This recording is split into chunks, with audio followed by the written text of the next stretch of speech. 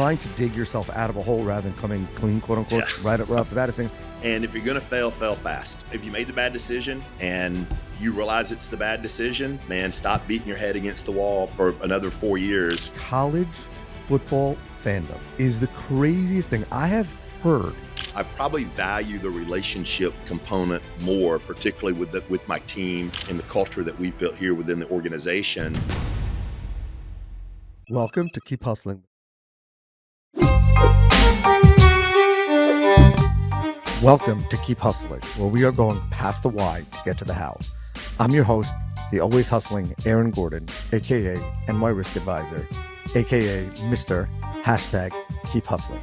In this podcast, we will be diving deep into the professional and personal successes of our guests to find out how they hustled through the most difficult times in their life and their development to achieve the success they've gotten to today. So buckle up for what hopes to be an amazing ride. And of course, now and always, keep hustling. Welcome to Keep Hustling with my guest, Aubie Knight. Aubie, thank you so much for being here today. Yeah, no, Aaron, thank you for having me. I'm glad to be here. I am super glad that right now we're first week in December. I know you're going to be in a good mood, not only because you love Thanksgiving, you love the holiday season, but Georgia football playoffs. So I feel like we're in a good place right now for us to have an open, honest, and positive conversation. Yeah, so I've been, a Georgia football fan and going to games for, 50 plus years. And it's a great time. Like we're at the height of Georgia fandom. So it's been a fantastic, 4 or 5 year run that we've been on, and hopefully we've got a deep run in us this year. We'll see. I think that, and this does play into Keep Hustling a little bit. I think that one of the greatest things about American society, I've never been to NASCAR, but I understand that NASCAR is like a crazy sport. College football fandom is the craziest thing I have heard. I've been in places where, we're both in the insurance industry. People are like still stuck up, serious, suit wearing, white, like 60, 70-year-old people. And they start talking about, you can talk about anything, but you start talking about college football and start ripping on their school or talking about some rivalry. Like they become worse than my teenage children. Worse. So I don't know. I'm the infant children. Forget about teenage children. So I think it's great. Yeah, for one more week, I have a 19-year-old. So my youngest is 19. She's we'll say a little prayer for her right now. She's taking her risk management and insurance final at University of Georgia as we speak, or within the hour. So she'll be finished for this week. She's got one more final next week. So she's sort of carrying on the family tradition at the University of Georgia and studying risk management and insurance. Right. Well, I would say sucker, but whatever. I do it too. So for I tell everyone, read the bio in the description. We don't do long bios here at the KHP because we just jump into it.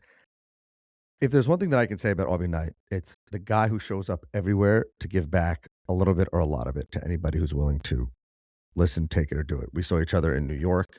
I don't think I've ever been at an industry event that you weren't at, or if you weren't there, it was because you were at a different event. But regardless of state or what I would say is financial gain, for lack of a better term, you're like the ultimate giver. So I wanted to, in this holiday season, I wanted to have you on and ask you, where does that come from? Take us back. I really do believe, and I've heard it my whole career, that insurance is a relationship business at its core. And I don't think there's any better way to build relationships than to be with people, and to be present, to break bread with people, to get to know people socially, personally. I think that's a big part of, it's been a big part of some of the successes that we've been able to have as an organization has been the ability to tap into the relationships that, you've nurtured and established, cultivated over really what is now, stacking up to be a decades long career serving and helping independent insurance agents. So what do you say to the people? And I believe that 100%. I believe that there's nothing like showing up. I did something crazy today. I called someone already this morning, and I actually just like tweeted this. Don't put tiny rant. Don't put your emails, your cell phone number as the only phone number in your email signature and then expect me not to call it. The guy was like shocked. It wasn't 7 o'clock in the morning, 9:30 in the morning. It's in the same time zone. Oh, I'm still home. I didn't realize we had something scheduled. I said, we didn't, but I have a question. Oh, so why are you calling me? Because it's in your email signature, dude. Like, what do you mean? So I believe that the phone and meeting in person is incredibly powerful. And what I find interesting is that, not to rip on the people after my generation, but people totally don't value that. People don't value the, if I don't have a deliverable with you today, why are we having this conversation? You Right. know, and it's interesting because people like to talk about, I think it's Bezos. It's one of the big guys. I think it's Bezos who says that meetings can only be 15 minutes because you gotta cut out the small talk, and also if you're at a meeting, maybe it's Musk. If you're at a meeting and you feel like there's no value anymore, you can just get up and leave. Like there could be 20 people in the room, you just get up and leave.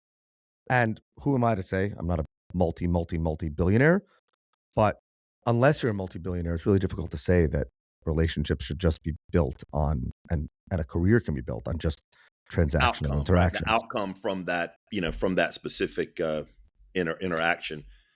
Yeah, no, you're exactly right. I think it's Musk. Maybe it's Bezos, but also like don't have a chair in your office because you don't want people to sit down and be comfortable and like feel at home, like make themselves at home. But I completely disagree with that. Like I probably value the relationship component more, particularly with my team and the culture that we've built here within the organization. Post COVID, because during COVID, everything was kind of relegated to having conversations like you and I are having now, sort of video conversations, and um, you had to be intentional about making small talk.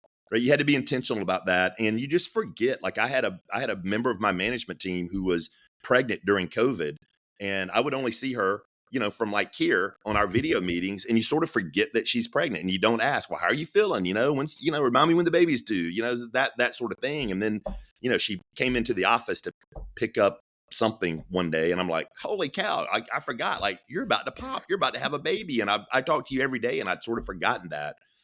And I know that, since COVID, I probably don't get as I like to see when my team's in the office, and we're on a very hybrid schedule here with people working remote and then in the office as well.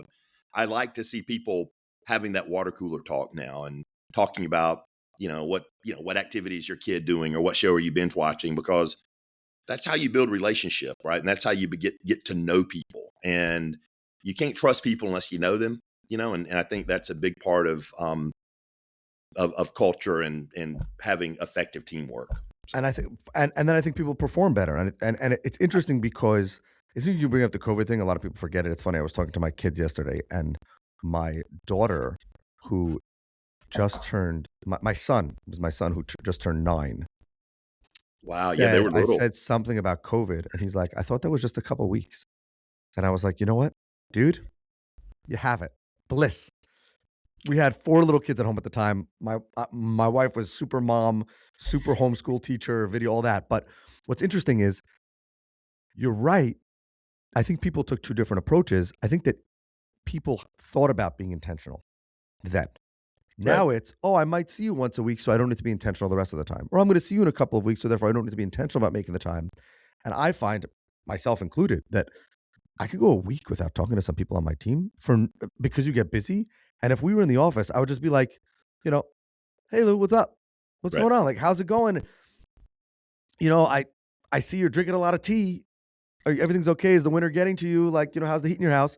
When it's much harder to do that at a person. Yet, what's ironic to me, and this plays a lot into the hustle, is all of these businesses have figured out that you got to get people back in the office. Yet they think, and I listen to them, and I listen to all the insurance companies, that it's actually about the deliverables when it's not. It's about the deliverable that comes from the relationship. So Right. I, I think you're the ultimate relationship guy, and I think that so many people just don't value that in their hustle and think that it's a waste of time. Or, by the way, let me ask you this, because you mentioned your daughter, and I know that your kids and your wife are like, at everything. What do you say to the people that say that the only relationships that matter are the ones with your family, and you should only by putting in extra time to come to an event in New York, you're giving up on that, or they're losing out? It is something that you have to balance, and certainly I am traveling less intentionally over the last few years just because of being in a different place in life, and having grandkids now, and like there are certainly there's certainly you have to prioritize what you're going to attend and what you're not. So there's definitely that component to it for sure. There are things that there are things that I'm not going to miss at home. I don't care what type of an event is taking place or what I feel like the value might be out of it professionally. I'm not going to attend certain things if they conflict with other certain things. So I've sort of got a matrix, right, where I match things up. Um, our being the CEO of a state big I association, right? We have a lot of national big I events that we are sort of expected to attend. I pick and choose those for sure, because I want to, like, what's my role at the event? If it's a meeting where I've been around those people, 50 times in my career, like, is 51 really going to make that big of a difference, right? If I don't feel like I'm going to gain something from it, or if I don't have something of value to contribute, and there's a conflict with something else, then I'm gonna pass, right? So it's certainly, there's some algorithm that's going on where I prioritize and decide what to attend and what not to attend. And it's interesting you say that because I want to ask you about being the state association guy. So we're both in the insurance industry, but for those who are not, Albie runs an incredibly successful organization that bridges the gap between not only having a successful insurance agency within it, but also being the thought leader. Probably, I would say I have not met every big eye in the country. I'm going to take my big eye out because you know that I love the CEO of the Big Eye New York, and everything in New York is better than anywhere else in the country. So therefore, if we take Big Eye New York out at the top, um, you're definitely number two, I think. Some would say number one, but again, that's no chance I'm ever going to say that. What have you seen building the Big Eye? Because it wasn't, Big Eye North Carolina was not a big thing. I think before you got there, and certainly the culture wasn't there. And you guys do a tremendous job of engaging the younger agents. So give us some tips on building that, or what you've seen that everyone can take into their business careers and building their organizations. Well, yeah, and thanks, Aaron. I appreciate the kind words, and I would certainly never rank myself ahead of my good friend Lisa Lounsbury either. Bam, So, New York. um, but I think it's really in keeping with the name of your podcast. I mean, to keep hustling. I'm a pretty self motivated individual. I battle complacency every facet that I can in my personal life, professionally, and so I think that has been really the driver to some of the success that we've been able to have. And I don't want to bore you with too much details, but when I was the CEO of the Georgia Big Eye, and spent a good part of a career there, and we did some innovative things that were very cutting edge, that tried to make the world a better place for our members. But it was difficult there because the resources were more limited. Like, if I had an innovative idea for some new program or some new initiative, I mean, I'm going in and having to reorganize staff and reallocate budget resources and try to figure out how to do it with duct tape and shoestrings, and very on the um, very limited with resources. And then when I accepted the job to become the CEO of the North Carolina organization, much larger organization, much larger budget, much more healthy balance sheet, lots of money in reserves, and I had never been in that situation.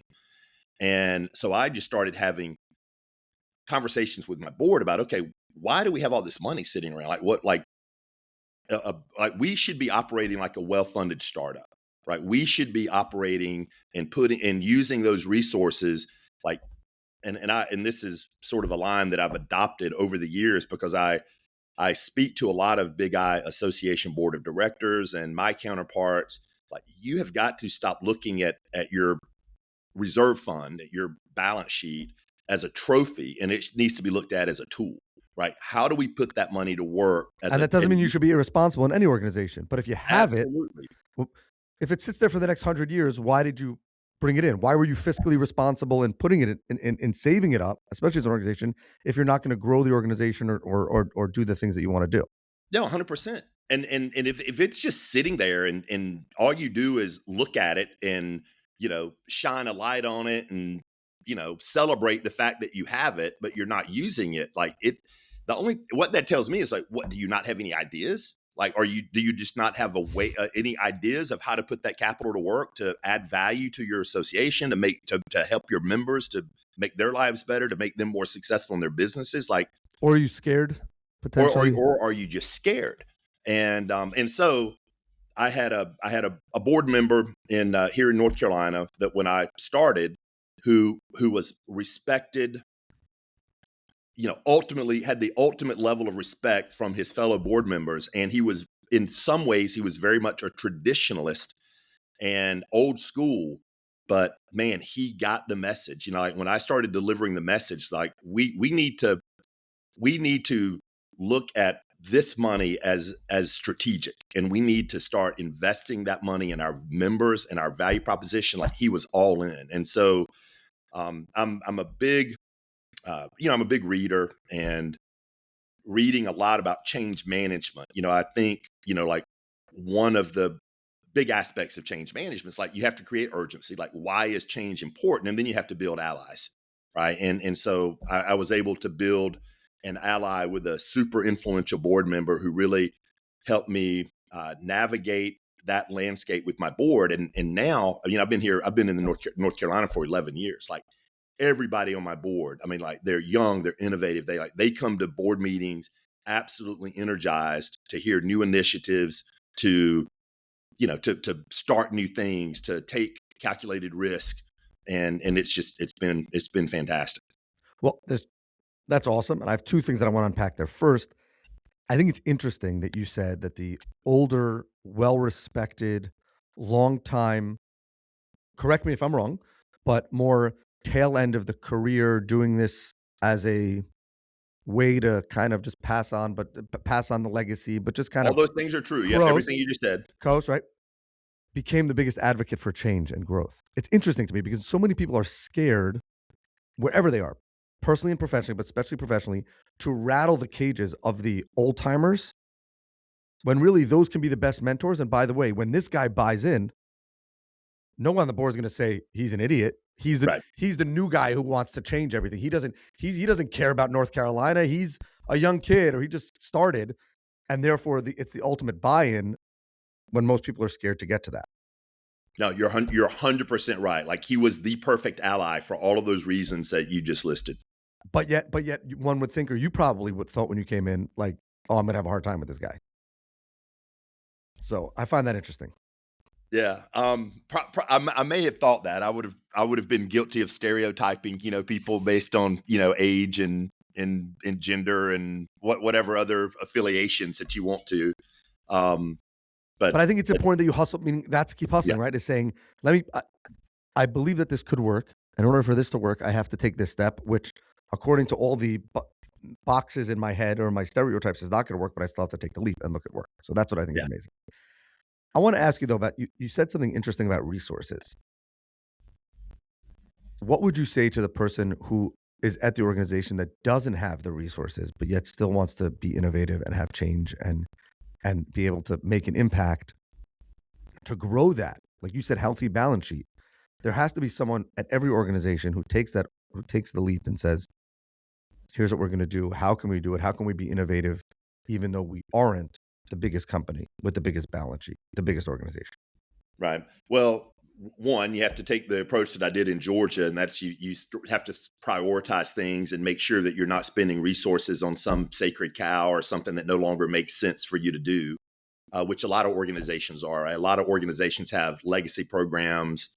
They're doing things that made sense at one time, and maybe they don't make sense anymore. So let's stop doing those things or do less of those things, and then reallocate those resources into some new initiative. I think that's one approach. And then certainly, look for people to partner with. Look for people that do have the innovations already moving and have the balance sheet. And if you can come in as a small part of something that's much larger, way better than not being able to do it at all. So I would look for opportunities to partner and collaborate with others that do have the appropriate resources, and then look to reprioritize within your own organization. What do you think is the biggest thing that young people let stand in their way that's a total garbage and a bad excuse? Of like trying new things, Well, or just in general of their success. You run an organization that does two things. A, I assume most of your employees are younger than you. I've met some of them, and a lot of them are super innovative, and you inspire them and collaborate with them. But even just the Big Eye of North Carolina, like I spoke there. I was blown away by the membership, and you said the board members who come and are just like ready to. What stands in the way of people who don't do that? How do you motivate the team to get behind? How do you inspire younger people to take the risks and come and talk to you about their ideas? well, Instead of you've just got to, saying, "I don't wanna tick off my boss and I just wanna get my bonus yeah. and keep my career moving." So, I wish I had something incredibly unique here to talk about. I mean, I read a lot, so I meld together lots of ideas that I read in different books. And you mentioned Bezos earlier. I'm a big fan of Bezos, and a lot of what he talks about. One thing that I really like about Bezos is when he talks about decision making and speed to decision making. And I am so one of the we do a lot of testing in my office. Like, we do a lot of pre-hire testing. We test for your cognitive ability, your cognitive ability. We do Clifton Strength Finders. Like, we do Wonderlic. We do a lot of testing. I'm very big in slow to hire and fast to fire. Quite frankly, so you go through a lot to get employed with us, and it pays off. I mean, I don't know if you know this, Aaron. We're the multi-time winner of the Best Place to Work in North Carolina award for medium-sized businesses between 10 and 50 employees, and In we've built. spite of the CEO.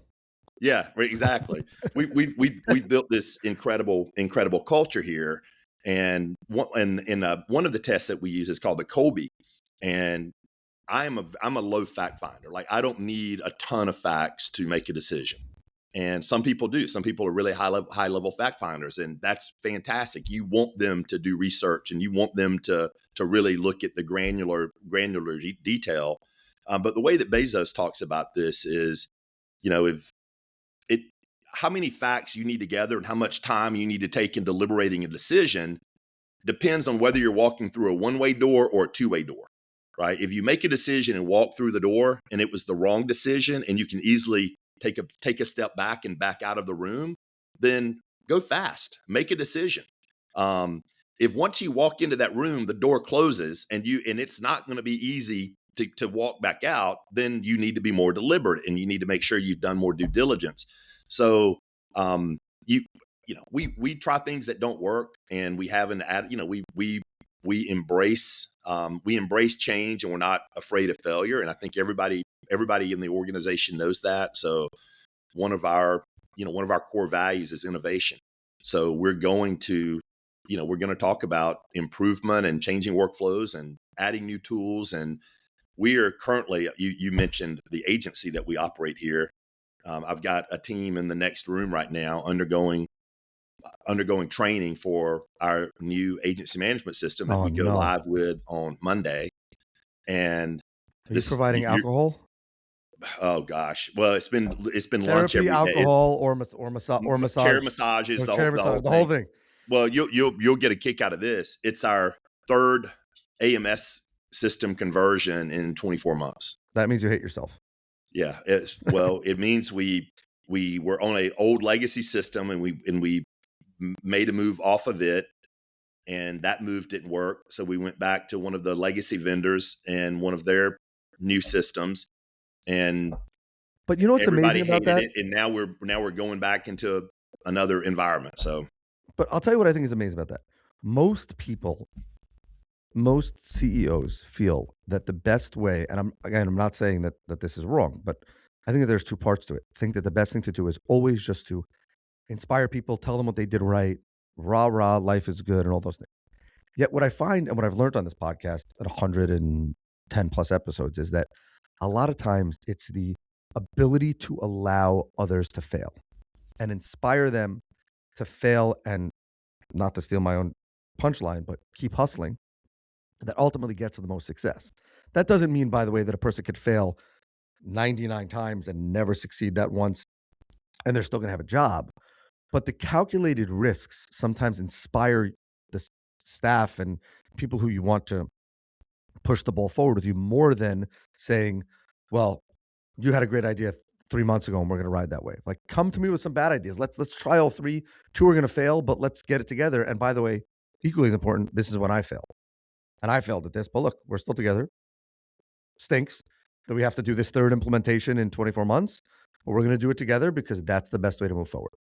And if you're going to fail fast, right? If you made the bad decision and you realize it's the bad decision, man, stop beating your head against the wall for another 4 years, due to this. Well, it's sunk cost, right? I mean, like you study in economics and business classes. I mean, yeah, you paid for it, but that money's already spent. Like, there's no need to keep throwing good money after bad and good time after, there's the time that you've got next week will be better once we make a change and try to undo the mistake that was made.